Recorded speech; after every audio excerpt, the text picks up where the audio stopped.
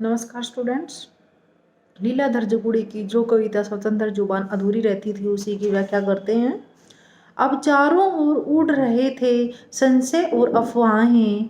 अचानक उसने मेरे चारों ओर देखा, सारे सवाल टुकड़ों में उड़ रहे हैं। असली सवाल का कहीं कुछ पता ही नहीं चल रहा। तब वह फिर उठा। मैं उसके चारों ओर फैला हुआ बेचैन हो उठा था। तो कवि कहता है कि जब उस व्यक्ति ने नगर के सभी लोगों को प्रश्नों के उत्तर बनाए और कान भर दिए तो सभी जगह संदेह और अफवाहों का वातावरण उत्पन्न हो गया। उसने कवि के चारों ओर आकर देखा और यह पाया कि सभी प्रश्न और समस्याएं टुकड़ों के रूप में हवा में उड़ रही हैं, परंतु जो मूल प्रश्न था उसका कहीं अता पता भी नहीं था। अर्थात लोगों ने मूल प्रश्नों की ओर कोई ध्यान नहीं दिया। वे और की ओर बात करने लगे थे जिसमें लोगों में संदेह उत्पन्न हो गया था और चारों ओर अफवाहें फैलने लगी। तत्पश्चात फिर व्यक्ति फिर से उठा और कवि भी उसके चारों ओर फैलकर व्याकुल होने लगा था। कहने का भाव है कि प्रश्नों का उत्तर देने वाला व्यक्ति भी परेशान था और कवि भी परेशान था। दोनों अत्यधिक व्याकुल हो रहे थे। तो यहाँ पर कवि ने प्रश्नों का उत्तर देने वाले और समस्याओं का उल्लेख करने वाले व्यक्ति की मनस्थिति पर प्रकाश डाला है। उठते ही उसने तय किया ताकि कल उसकी जुबान कहीं पकड़ी न जाए जो पहले ही कई मामलों में से दबी है। इसलिए हर एक आदमी के पास एक स्वतंत्र जुबान होनी चाहिए जिससे वह एक स्वतंत्र बात कह सके, ताकि कल टहलने के लिए भी एक आड़ हो कि कोई बताए अगर ये बात मैंने अपनी जुबान से कही हो। तो यहाँ पर लीलाधर जगुड़ी कहना चाहता है कि प्रातःकाल उठते ही उसने सबसे पहले यह निर्णय लिया था कि कहीं आने वाले कल में उसकी वाणी पकड़ न ली जाए, अर्थात कहीं उस पर आरोप न लग जाए। कारण यह था कि पहले ही उसकी जुबान कई कारणों से दबी हुई थी। शायद उसने भी कुछ गलतियां की हों, इसलिए वह खुलकर नहीं बोल रहा था। इसलिए कवि कहता है कि प्रत्येक व्यक्ति के पास आजाद वाणी होनी चाहिए, आजाद आवाज होनी चाहिए, ताकि वह बिना किसी डर और भय के अपने विचारों को व्यक्त कर सके। परंतु विडंबना, हमारे समाज की विडंबना है कि आज इस लोकतांत्रिक युग में भी लोगों की जुबान पर ताले लगे हुए हैं। वह व्यक्ति चाहता है कि जब वह घूमने के लिए पार्क में जाए तो उसके पास कोई न कोई ओट हो, सहारा हो, ताकि कोई बताए तो सही कि उसने यह बात अपनी जुबान से कही है। अर्थात वह व्यक्ति अपनी बात से पलटने का अवसर देख रहा था, क्योंकि उसे डर था यदि कही हुई बात उसमें उससे जोड़ दी जाए तो उसके लिए कोई न कोई समस्या उत्पन्न हो जाएगी। मगर तब तक एक काले कानों वाला सवाल उठा और सामने खड़ा हो गया कि स्वतंत्र जुबान आदमी कहाँ से लाए। यह तो हो सकता है कि अपनी ही जुबान स्वतंत्र कर ली जाए। वह भी उठा और सोच में पड़ा। सवाल उसको गहराई में ले गया जहां हजारों जीभें दबी पड़ी थी। तो कवि कहता है कि एक जटिल सवाल खड़ा हो गया था। यह अब उसके समक्ष एक समस्या बनकर उपस्थित हो गया था। आज के वातावरण में कहाँ से हजार वाणी लेकर आए, क्योंकि सत्ताधारियों ने लोगों की जुबानों पर ताले जड़ दिए हैं। वैसे यह संभव है कि प्रत्येक व्यक्ति अपनी वाणी को आजाद कर ले, किसी से डरे नहीं और खुलकर अपनी बात कहे। कवि भी उठ खड़ा हुआ और चिंता में पड़ गया।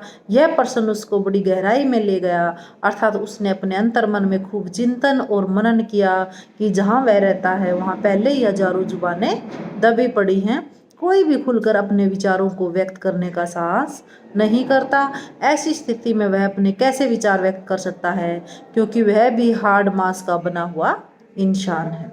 उस खजाने के आसपास पानी के तल पर उसने मेरे पैरों के निशान देखे और भाग पड़ा जुबान की आज़ादी के लिए।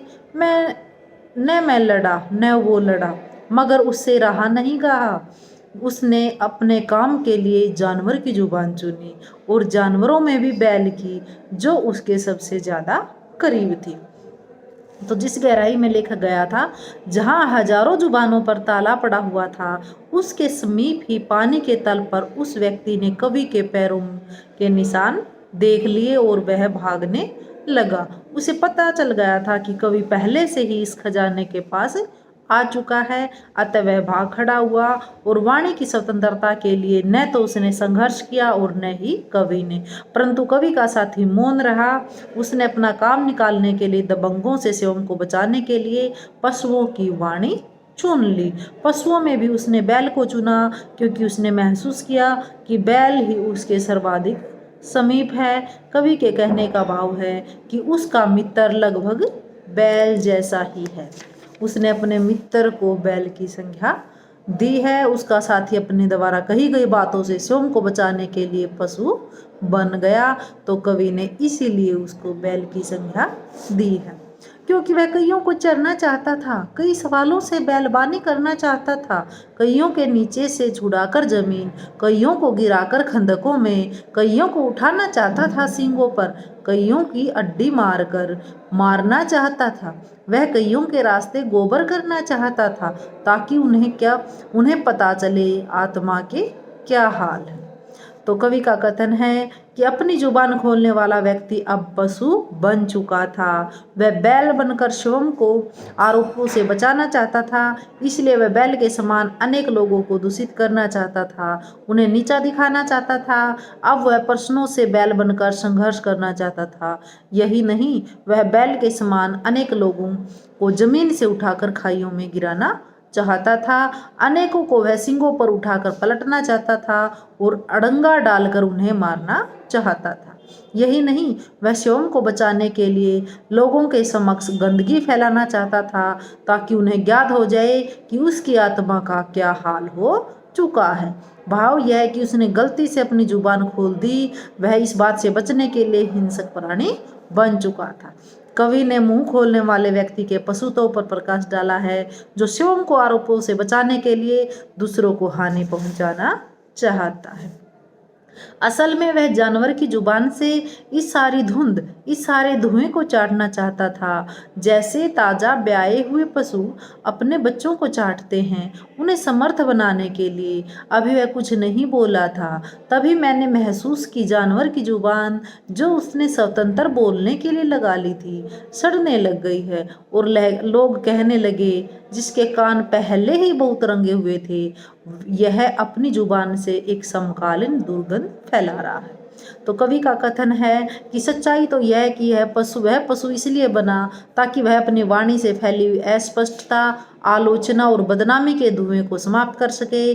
जैसे तत्काल जन्म देने वाला पशु अपने बच्चों को चाटने लगता है, उसी प्रकार वह भी अपने द्वारा फैलाई गई अस्पष्टता को चाटने लगा, अर्थात दूर करने लगा। जिस प्रकार ताजा ब्याया हुआ पशु अपने बच्चे को शक्तिशाली बनाना चाहता है, उसी प्रकार वह व्यक्ति भी सशक्त बनकर उसकी रक्षा करना चाहता था। इसके पश्चात वह कुछ नहीं बोला। तभी कवि ने अनुभव किया कि स्वतंत्र बोलने के लिए उसने अपनी जुबान इसलिए खोली ताकि सही बात कह सके, परंतु अब उसकी जुबान गलने लग गई थी।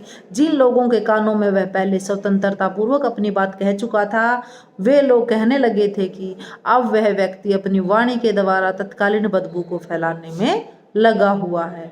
भाव यह है कि अपने द्वारा कही गई बातों से बचने के लिए, अपनी रक्षा करने के लिए अपनी वाणी से अंट शंट बोले जा रहा था और सारे वातावरण को दूषित कर रहा था, खराब कर रहा था। यह कवि ने स्वतंत्र जुबान खोलने वाले व्यक्ति की मन स्थिति पर प्रकाश डाला है। सवालों की भीड़ में अब तक जो कहीं नहीं थे, कुछ नए सवाल उठे। इसकी जुबान ठीक करो, या तो यह अपनी जुबान अपने पास रखे। किसी ने कहा, इसकी कोई जुबान नहीं। जब इसे कहना कुछ और करना कुछ होता है, तो यह इसी तरह अपनी जुबान बदल लेता है, मतलब कि इधर भी चरता है और उधर भी चरता है। कवि का कथन है कि उसके मित्र ने उस पर अनेक सवाल उठाए हैं, परंतु जो सवाल अभी तक नहीं उठे थे, अर्थात जिन प्रश्नों की चर्चा नहीं हुई थी, वे कुछ नए प्रश्न खड़े हुए थे। तब कवि ने महसूस किया कि मित्र की जुबान को ठीक करना जरूरी है, अन्यथा कुछ भी बखेड़ा खड़ा किया जा सकता है, या तो उसे अपनी जुबान को चुप रखना चाहिए ताकि कोई झगड़ा न उठे। उसी समय एक अन्य व्यक्ति ने कहा कि उसकी कोई जुबान ही नहीं है, वह कभी भी कुछ भी कह सकता है, जुबान पर इसका नियंत्रण नहीं है।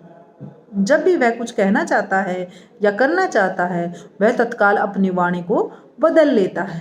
वह किसी भी कथन पर स्थिर नहीं है, अपने आप को बचाने के लिए वह कुछ भी कह देता है। तात्पर्य यह है कि वह दोनों तरफ की बात करता है, अपनी जुबान पर कभी भी टिकता नहीं है, इसका कोई भी भरोसा नहीं कर सकता। तो यहाँ पर कवि ने व्यंग्यात्मक शैली में अपने मित्र की वाणी की स्थिरता पर प्रकाश डाला है। अपनी सड़ी हुई स्वतंत्र जुबान को लेकर फिर वह उठ नहीं सका और असली जुबान से कुछ कह नहीं सकता था, इसलिए कि खामो खाम क्यों फंसा जाए। वह मेरे पास आया, मैंने उसे नहीं कहा कि तुम्हारी नकली जुबान सड़ रही है, मैंने कुछ और ही कहा। मित्र, इन दिनों सबने अपनी असली जीभ का इस्तेमाल बंद कर दिया है, अब कोई भी कुछ कहकर फंसना नहीं चाहता। तो अपनी दूषित और दुर्गंध छोड़ती हुई स्वतंत्र जुबान को लेकर वह पुनः नहीं उठ पाता। अब वह सोचकर स्वतंत्रता पूर्वक अपनी बात नहीं कह सकता था, क्योंकि वह बेमतलब किसी झंझट में फंसना नहीं चाहता था। पहले ही वह बहुत कुछ उगल चुका था, जिसके कारण उसकी बड़ी आलोचना हो चुकी थी। आखिर वह व्यक्ति कवि के पास आया, परंतु कवि ने उसे कुछ नहीं कहा। कवि ने उसे यह भी नहीं कहा कि उसकी दूषित जुबान अब गल सड़ गई है, क्योंकि वह अपने मुख से उल्टी सीधी बातें करने लगा है। इसके स्थान पर कवि ने कोई और बात ही नहीं कही। कवि ने अपने मित्र को संबोधित करते हुए कहा कि आज एक ऐसा जमाना आ गया है कि लोगों ने असली बात कहना बंद कर दिया है। सभी लोग डरे हुए हैं। स्वतंत्र वाणी किसी के पास नहीं है, क्योंकि कोई भी सच्ची बात कहकर किसी झमेले में नहीं पड़ना चाहता। तो यहाँ पर कवि ने वर्तमान राजनीतिक व्यवस्था में कोई भी व्यक्ति सच्ची बात कहने से डरता है, इस पर प्रकाश डाला है। क्योंकि अब तुम्हारे बारे में सवाल सिर्फ इतना ही नहीं रह गया कि आदमी कौन है, बल्कि सवाल यह है कि इसकी असली जुबान कहाँ है। इसलिए सन 1974 में, पिछली बार सन 47 में केवल 4 थे बाईं ओर, 7 दाईं ओर थे। अब की बार 7 है बाईं ओर, दाईं ओर केवल 4 है। तो हे मित्र, तुमने अपनी स्वतंत्र जुबान, कवि कहता है कि हे मित्र, तुमने अपनी स्वतंत्र जुबान खोलकर एक गहरा अनुभव प्राप्त किया। तुम्हारे लिए केवल अब प्रश्न यह नहीं कि आदमी कौन है जिससे तुम्हें सच्ची बात करने में डर लगता है, परंतु आज के युग में सच्ची जुबान किसके पास है। अर्थात आज के युग में किसी के पास भी सच्ची जुबान नहीं है। सभी दोगली जुबान लिए हुए हैं, सभी सत्य कहने से डरते हैं। कवि इसका कारण बताते हुए कहता है कि आज सन 1974 का वर्ष है। पिछली बार जब हम आज़ाद हुए थे 1947 था, उसमें सिर्फ इतना ही अंतर है। तब 4 उधर था, अब 4 इधर है। बाईं तरफ 4, जब 4 आदमी बाईं तरफ थे और अब 7 आदमी बाईं तरफ थे, परंतु अब स्थिति बदल चुकी है। 7 आदमी बाईं ओर हैं और 4 आदमी दाईं ओर हैं। यहाँ कवि व्यंजनात्मक शब्दावली के माध्यम से कहना चाहता है कि पहले एक दल का बहुमत देश का शासन चला रहा था, आज दूसरा दल शासन चला रहा है। जब हमारा देश आज़ाद हुआ तब हमारे यहाँ किसी और की सरकार थी और किसी का शासन था, लेकिन आज किसी और का है और स्थिति जैसी को तैसे है। कोई भी सत्ता प्राप्त दल सच्ची बात सुनना नहीं चाहता, बल्कि स्वतंत्र जुबान को दबा देता है। इसीलिए मौन रहने में ही भलाई है। इस समय इस बात का बहुत बड़ा मतलब है कि आपके क्या विचार हैं। जो देखना यह है कि जो दबी हुई है वही कहीं वह हमारी ही जुबान तो नहीं, और इस तरह हम दोनों के पास एक होने के अलावा कोई दूसरा अंक नहीं था। तो कवि अपने मित्र से कहता है कि वर्तमान काल में सबसे बड़ा प्रश्न यह है कि आपके पास किस प्रकार के विचार हैं और आप अपने मन में क्या सोचते हैं। परंतु हमें इस बात पर भी सोचना होगा, विचार करना होगा कि जो आवाज़ या वाणी दब चुकी है, जिस पर नियंत्रण लगा हुआ है, कहीं वह हमारी वाणी तो नहीं। भाव यह कि इस समय न तो तुम खुलकर बोल सकते और न मैं ही खुलकर बोल सकता। न सामने वाला और न ही मैं, क्योंकि वर्तमान व्यवस्था हमारे प्रतिकूल है। इस समय हम दोनों को एक होकर रहना होगा, इसके सिवाय हमारे पास कोई दूसरा उपाय नहीं है। भाव यह है कि तुम्हारी जुबान में भी दबी हुई होनी है, जो भी कुछ बातें हैं वो दबी हुई हैं, और मेरी जुबान भी दबी हुई है। स्वतंत्र जुबान बोलने से हम दोनों किसी न किसी समस्या में फंस जाएंगे, जिससे हमें बचना होगा। तो यहाँ कवि ने स्पष्ट किया है कि वर्तमान व्यवस्था में आम आदमी सत्य कहने से कतराता है। वह इस बात से डरता है कि सत्य बोलकर वह कहीं किसी जाल में न फंस जाए। लाक्षणिक तथा व्यंजनात्मक शब्दावली का सफल प्रयोग हुआ है। अनुप्रास तथा प्रश्नालंकार का भी सफल प्रयोग हुआ है। प्रसाद गुण का प्रयोग हुआ है। सहज सरल व साहित्यिक हिंदी भाषा का प्रयोग कवि ने किया है। शब्द चयन सार्थक व सटीक है। संबोधन शैली का कवि ने प्रयोग किया है, और मुक्त छंद का भी इस कविता में सफल प्रयोग किया गया है। धन्यवाद।